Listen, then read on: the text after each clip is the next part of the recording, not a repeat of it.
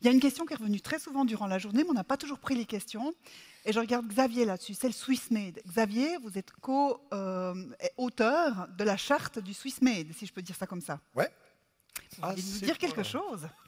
Mais bon, voilà. C'est un sujet qui vous préoccupe beaucoup, j'ai vu dans les questions. Hein? Non, mais c'est un sujet qui est important parce que Ouais. c'est notre savoir-faire, c'est notre histoire, c'est notre tradition.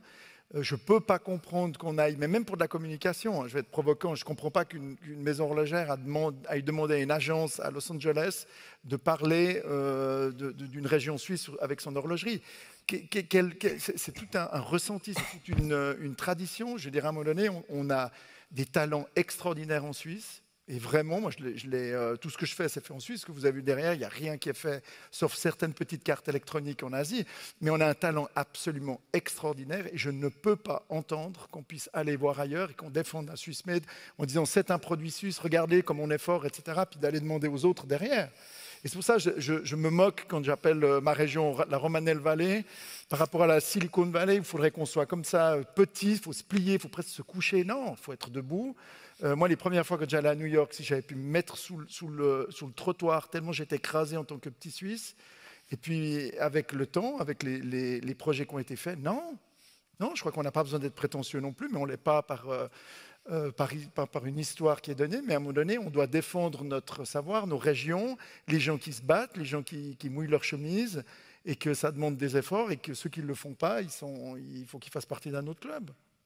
Et c'est un truc qui me touche particulièrement, et moi je suis vraiment pour la transparence, et je trouve que c'est un élément qui est vraiment sujet à beaucoup de discussions, mais en tout cas moi je lève le drapeau de cette tradition, de ce talent qu'on a, et vraiment je dis talent, je pèse le mot, avec le PFL, on a des aides extraordinaires. Moi je prends ma voiture à Romanel, je fais 10 minutes de voiture, j'ai le PFL, j'ai que des gens qui savent faire ce qu'il y a de plus extraordinaire au monde, le truc high-tech, on peut demander au canton de Vaud des appuis, des trucs, machin, c'est incroyable. Et on sait faire ça. Mais jouons le jeu jusqu'au bout, puis défendons tous ensemble cette idée-là. Ouais.